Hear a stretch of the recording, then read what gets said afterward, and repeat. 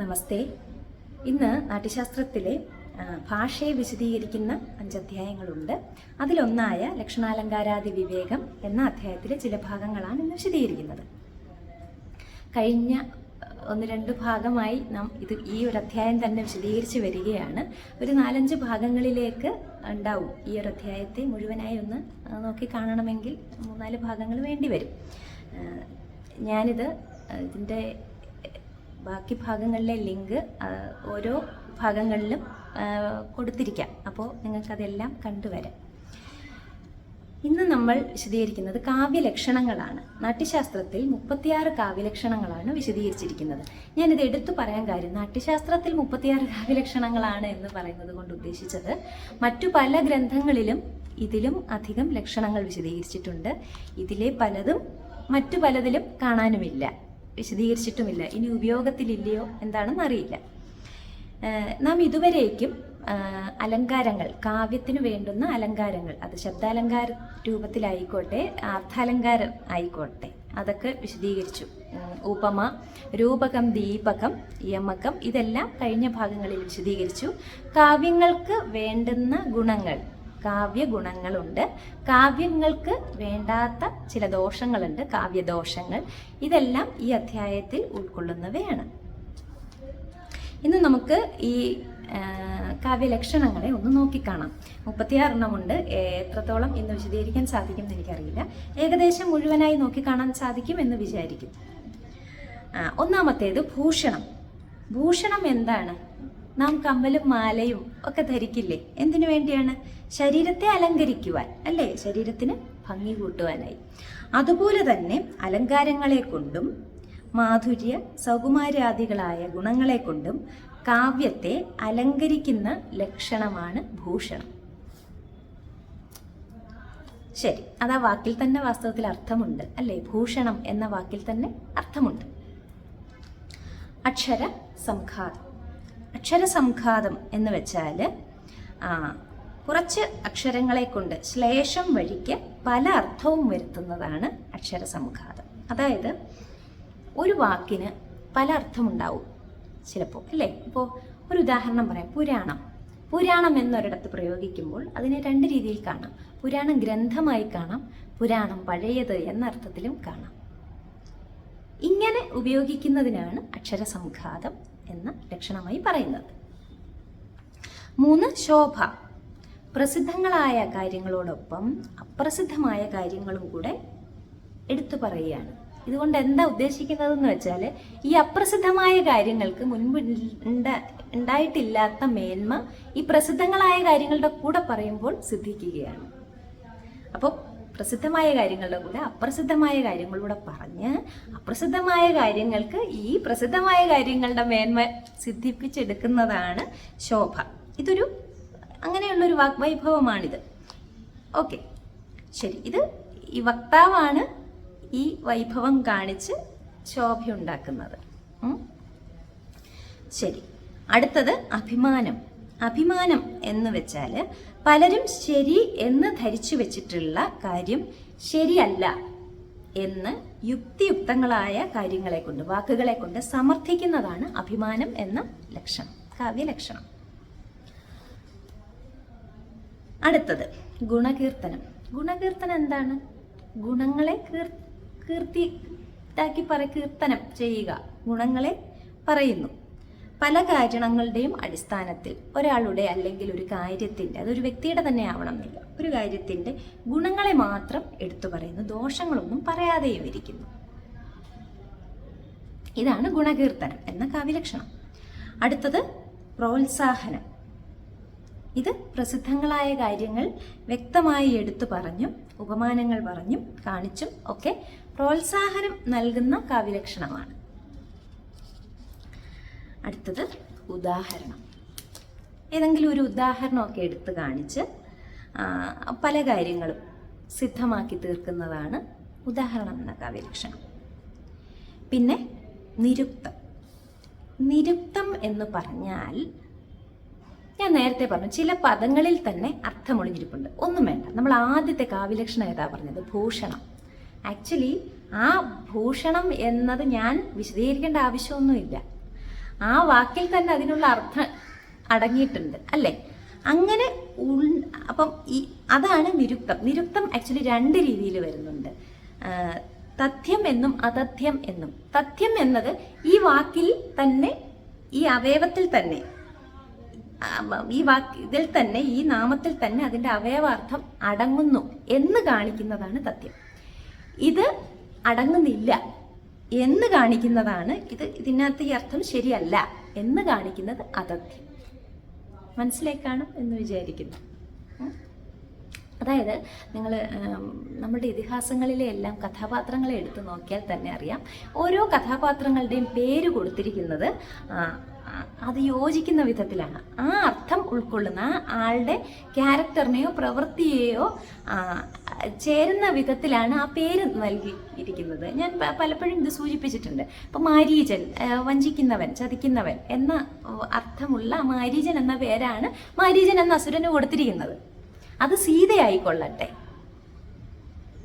മറ്റ് ഹനുമാനായിക്കൊള്ളട്ടെ, ഒക്കെ അവരുടെ പ്രവൃത്തിയായോ അവരുടെ സ്വഭാവമായോ ഒക്കെ സാമ്യമുള്ള അർത്ഥം വരുന്ന പേരുകളാണ് അവർക്ക്. അപ്പൊ അതാണ് തഥ്യം. അങ്ങനെ വരാത്തവയാണ് അതഥ്യം. ശരി, ഇനിയുള്ളത് ഗുണാനുവാദം. ഈ ഗുണാനുവാദം, അതിശയം എന്ന് പറയുന്നത് 2 എണ്ണം. ഒന്ന് ഗുണാനുവാദം, ഒന്ന് അതിശയം. ഇതിൻ്റെ രണ്ടിനും ഒരു ബന്ധമുണ്ട്. ഞാൻ അതുകൊണ്ട് അത് രണ്ടും ചേർത്ത് പറയാം. അതായത് ഉത്തമന്മാരോട് ചേർത്ത് ഉപമിച്ച് ഹീനന്മാർക്കും ഉത്തമന്മാരുടെ ഗുണമുണ്ടെന്ന് വരുത്തി തീർക്കുക. ആക്ച്വലി ഇവരുടെയും കൂടെ പേര് കയറ്റി അങ്ങ് പറയുകയാണ്. എന്നിട്ട് ഇവരുടെ അതേ ഗുണമാണ് ഇവർക്കെന്ന് വരുത്തി തീർക്കുന്നു.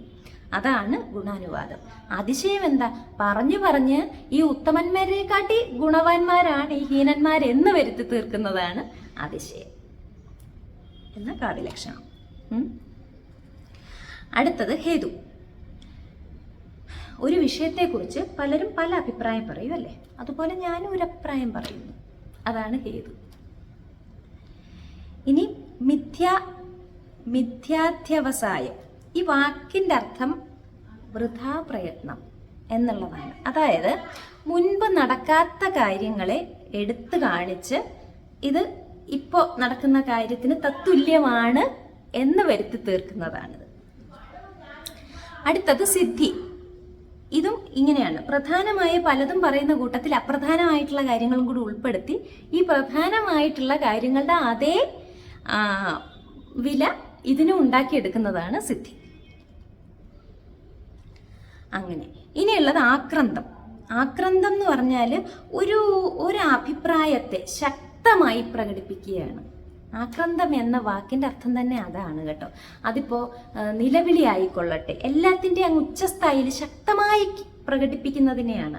യുദ്ധസമയത്ത് പോർവിളി അല്ലെങ്കിൽ ആ ദേഷ്യത്തെ ആയിക്കോട്ടെ, ആ വികാരത്തെ ശക്തമായ രീതിയിൽ, ഇപ്പം സങ്കട സമയത്താണ് നിലവിളിച്ച് നെഞ്ചത്തടിച്ച് കരഞ്ഞ് വിളിച്ച്, അതിൻ്റെ ആ കരുണം നമുക്ക് പല രീതിയിൽ കാണിക്കാം അല്ലേ? ചെറിയ രീതിയിലും സങ്കടപ്പെടുന്നത് കാണിക്കാം. ജസ്റ്റ് ഒന്ന് കണ്ണീരൊക്കെ ഒഴുകി അവിടെ നിന്നാൽ മതിയല്ലേ? അല്ലെ ഒന്ന് നെടുവീർപ്പിട്ടൊക്കെ നിൽക്കുക. ഇതങ്ങനെയല്ല, ഉച്ചസ്ഥായിയിൽ ഏത് കാര്യത്തെയും ശക്തമായി, അതാണ് ആക്രാന്തം. അതുതന്നെയാണ് ഇവിടെ. അഭിപ്രായത്തെ ശക്തമായി പ്രകാശിപ്പിക്കുകയാണ്. ശരി, ആഖ്യാനം അടുത്തത്.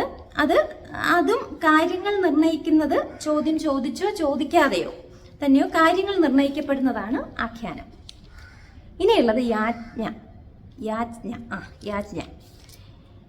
ഈ യാജ്ഞ എന്ന് പറഞ്ഞാൽ വളരെ പ്രിയതരമായ വാക്യമാണ്. പക്ഷേ ഇത് തുടക്കത്തിൽ ക്രോധം തോന്നിപ്പിക്കും, ഒടുവിൽ സന്തോഷം ജനിപ്പിക്കും. ഇത് സന്തോഷത്തിലാണ് ഇത് വന്ന് നിൽക്കുന്നത്, അതുകൊണ്ടാണ് ഇത് പ്രിയവാക്യമാണെന്ന് പറയുന്നത്. പക്ഷെ തുടക്കം കുറച്ച് ക്രോധം തോന്നിപ്പിക്കുന്ന വിധത്തിലായിരിക്കും. ഇനി ഇത് പറയുന്നത് അഭ്യർത്ഥനാ രൂപത്തിലാണ്. ഓക്കെ, ഇതേ കാര്യമാണ് പ്രിയോക്തി എന്ന് പറയുന്നതും. അതും ആദ്യം ക്രോധം തോന്നിക്കുകയും അവസാനം സന്തോഷം വർദ്ധിപ്പിക്കുന്നതുമാണ്.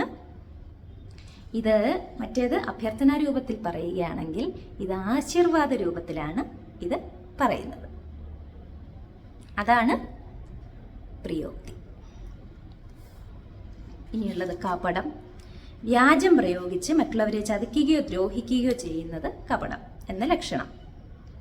ഇനി 2-3 കപടങ്ങൾ ഒത്തുചേരുന്നത് കപട സംഘാതം എന്ന് പറയും. ക്ഷമയാണ് അടുത്ത കാവ്യലക്ഷണമാണ് കേട്ടോ.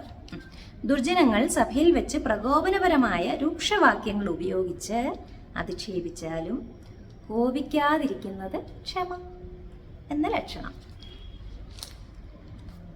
പശ്ചാത്താപം പെട്ടെന്നൊരു കാര്യം ചെയ്തതുകൊണ്ടോ അല്ലെങ്കിൽ പെട്ടെന്ന് ആ കാര്യം ചെയ്യാത്തതിനാലോ മനസ്സിൽ ഖേദം തോന്നുന്നതാണ്. ചില കാര്യങ്ങൾ ചെയ്തതിനാലാവാം ഖേദം തോന്നുന്നത്. ചില കാര്യം ആ സമയത്ത് ചെയ്യാമായിരുന്നു, ചെയ്തിരുന്നെങ്കിൽ അങ്ങനെ സംഭവിക്കുകയില്ലായിരുന്നു എന്ന രീതിയിലുള്ള ഖേദം ആണെങ്കിലും പശ്ചാത്താപം. പ്രാപ്തി, ചില സൂചനകൾ കണ്ട് ഏതെങ്കിലും ഡയറക്റ്റായിട്ട് നമുക്കൊരു അറിവുണ്ടാവില്ല, പക്ഷെ ചില സൂചനകൾ കണ്ട് ചില കാര്യങ്ങൾ അനുമാനിക്കുന്നത് നാടകത്തിലെ പ്രാപ്തി എന്ന ലക്ഷണം. അനുവൃത്തി, സ്നേഹം കൊണ്ടോ അല്ലെങ്കിൽ കരുണ കൊണ്ടോ ദാക്ഷിണ്യം കൊണ്ടോ വിനയത്തോടു കൂടി അന്യനെ അനുസരിക്കുന്നതിൻ്റെ കാരണം ഇതൊക്കെയാണ്.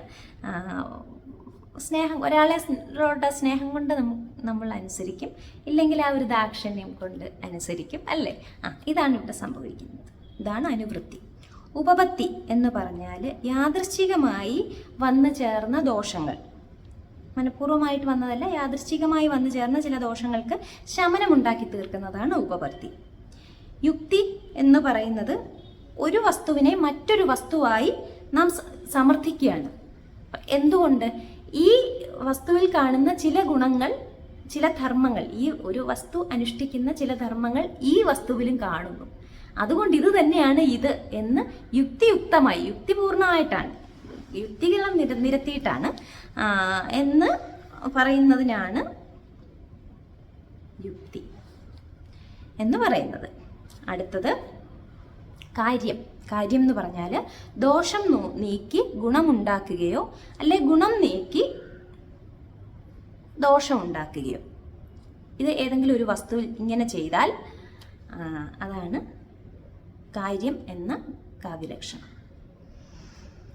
അനുനീതി, പെട്ടെന്നുണ്ടായ കോപത്താൽ ചെയ്തു പോയ അപരാധത്തെ മായ്ച്ചു കളയാൻ വേണ്ടിയിട്ട് മധുരവാക്കൊക്കെ പറഞ്ഞ്, ആക്ച്വലി അത് എന്തിനു വേണ്ടിയാണ് ആ മുദ്രവാക്ക് പറയുന്നത്? ചിലപ്പോൾ അത് അവിടെ മനസ്സിൽ നിന്ന് വന്ന് പറയുന്നതാവില്ല, പെട്ടെന്നുണ്ടായ കോപത്തിനാലോ അല്ലെങ്കിൽ അപ്പോഴത്തെ അവസ്ഥയ്ക്കോ ചേർന്ന് എന്തോ ഒരു അപരാധം ചെയ്തു പോയി, അതിനെ ഒന്ന് തേച്ചു മായ്ച്ച് കളയാൻ വേണ്ടി പറയുന്ന മധുരതരമായ വാക്കുകളാണ് അനുനീതി എന്ന് പറയുന്ന ലക്ഷണം. അടുത്തത് പരിദേവനം. പരിദേവനം എന്ന് പറഞ്ഞാൽ മറ്റൊരാളുടെ പേരിൽ പറഞ്ഞ് പ്രസിദ്ധമായ ചില ദോഷങ്ങൾ അത് വേറൊരാളെ ബന്ധപ്പെടുത്തി പറയുകയാണ്. അത് വേറൊരാളാണ് ചെയ്തത്, ആ ദോഷങ്ങൾ വേറൊരാൾ ചെയ്തു എന്നാണ്. എനിക്കപ്പോൾ ഇങ്ങനെ കുറിച്ച് പറയാനാണ് തോന്നിയത്. ഈ ദോഷം വേറൊരു വ്യക്തിയിലേക്ക് ചാർത്തിക്കൊടുത്ത് പറയുന്നതാണ് പരിദേവനം. ഇങ്ങനെ ഏകദേശം എല്ലാമൊക്കെ പറഞ്ഞു എന്നാണ് എൻ്റെ ഒരു തോന്നൽ. 36 ലക്ഷണങ്ങളാണുള്ളത്. ഞാനിതിൽ കുറിച്ച് വെക്കുമ്പോൾ ഞാൻ ഈ 36 എണ്ണവും കുറിച്ച് വെക്കാൻ ശ്രദ്ധിക്കാം. അടുത്ത ഭാഗത്തിൽ നമുക്ക് ഈ അധ്യായത്തിൻ്റെ കാവ്യദോഷങ്ങളും കാവ്യഗുണങ്ങളും ഒക്കെ നോക്കിക്കാണാം. എല്ലാ ഭാഗത്തിലും മറ്റു ഭാഗങ്ങളുടെ ഒരു ലിങ്ക് കൂടി ഞാൻ ചേർക്കുന്നുണ്ട്. അപ്പോൾ അതും നിങ്ങൾക്ക് നോക്കാം. നമസ്തേ.